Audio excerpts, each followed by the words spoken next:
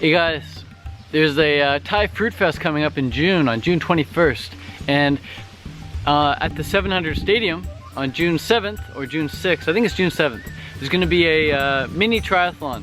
So triathlon just for fun. You show up, bring your bike, bring your running shoes, bring your goggles, and we'll do a swim, bike, run. The swim will take place in the 50-meter outdoor pool, so we'll be doing some lengths.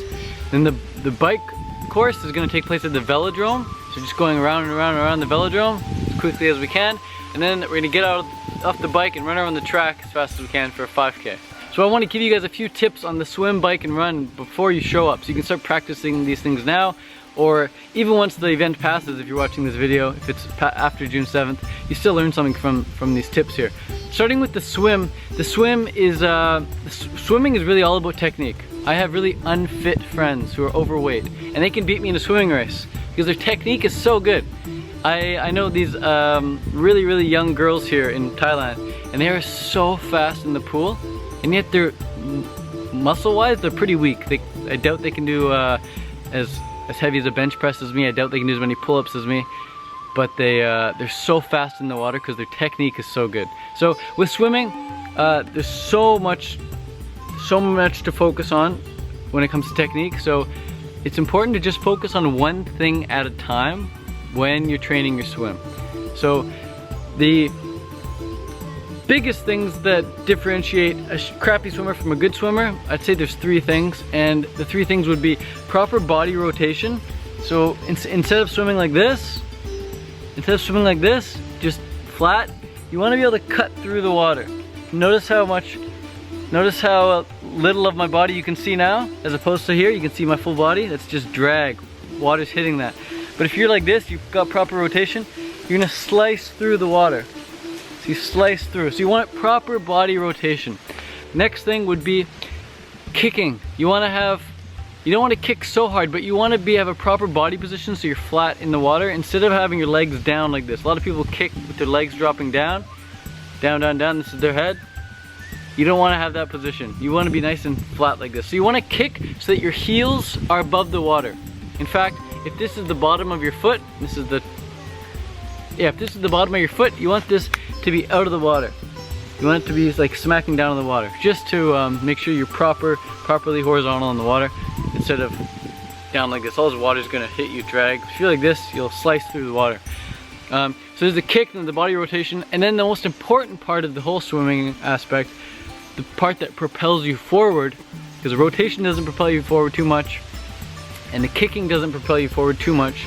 They both do a little bit, but not as much as the catch. So the catch is where the magic happens. So you got the rotation, and then once you've rotated long, you get your longest reach. That's when you catch. So all this is pulling water. So there's a lot of people who they reach and then they drop their arm, and then they start their catch down here, and they're missing out on all this real estate up here. This is all pulling. It's moving me forward. So you only move forward really when you're pushing back. So you don't want to push down at all in your stroke. You don't want to go out and then drop your arm down. You go out and then catch up. Keep that elbow nice and high. Shoulder high, elbow high, instead of dropping. So think about a high elbow. This is your elbow. You reach out and then a high elbow. Keep it high. So those are three things with swimming. And if you come a bit earlier, I'll be happy to give you some swimming lessons and correct your stroke. We can even do some filming underwater and make you a better swimmer in like 20 minutes for sure. Now the next thing would be the bike, and biking is pretty straightforward, but you gotta have proper bike fit. If you're improperly fitted, like some people have their seat too high, some people have their seat too low, some people have handlebars too far out, some people's handlebars too close. Go to a bike shop, get properly bike fitted. If I see you riding and I see your bike fit isn't optimal, I can maybe make some minor adjustments, but it's best to go to a bike shop and get fitted. In Thailand it's quite cheap. You can probably get fitted for 5, 10, 15, 20, 30 bucks at the most. They do a pretty good job there. So biking is all about proper bike fit, and then keep a proper cadence around 90. If you have a cadence meter, keep it around 90. I suggest getting a cadence meter for sure. If you can't get a cadence meter, then just think about fast spinning. And that's pretty much all there is to cycling. There's not much else to it. We're gonna be riding on the velodrome during the triathlon. So the velodrome is all about you keeping going, keeping going, keeping going. Just keep moving, keep spinning. Don't coast at all. Just always pedal, always pedal. And then wear a helmet. Damn well wear a helmet. Some people think they're too cool to wear a helmet. They don't want to wreck their hair. Wear a helmet. It's not worth the risk. Sometimes you just have too much fun and you fall down. It's not like it's a bad thing, but sometimes you have so much fun, you're riding, and you're so focused on having fun that you don't see another cyclist and you hit, or you don't see that you know, there's a cat in the way and you gotta dodge the cat or the dog, and then you might fall over. It's all in good fun, but you don't wanna scratch your head too hard. So wear a helmet, it's fun. And lastly, the run. The running is all about landing forefront. You wanna land on the forefoot, not your heel. You don't want to land on your heel and roll like this. You want to land on your forefoot. Now, there's a lot of shoes out there with a pretty high heel. So when you go to the shoe store next time, ask the shoe seller, the salesman, for a 4mm drop shoe.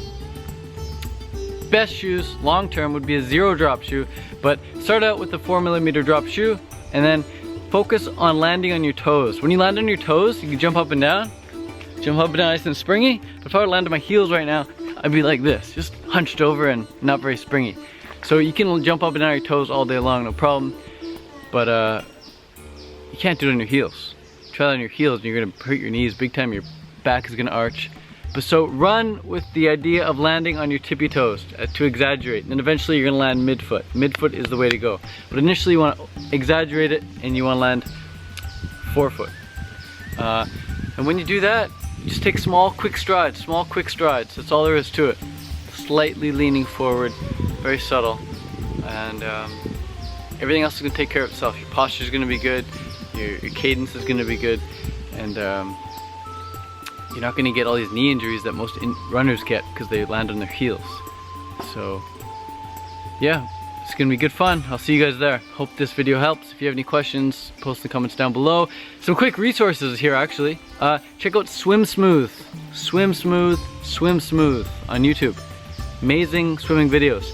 Check out Pose Running on YouTube as well. Check out Pose Running on YouTube. And then for cycling, well, cycling is very simple. Just get proper bike fit and keep your cadence up, and that's all there is to it. Peace. Watch some cycling videos on YouTube if you want.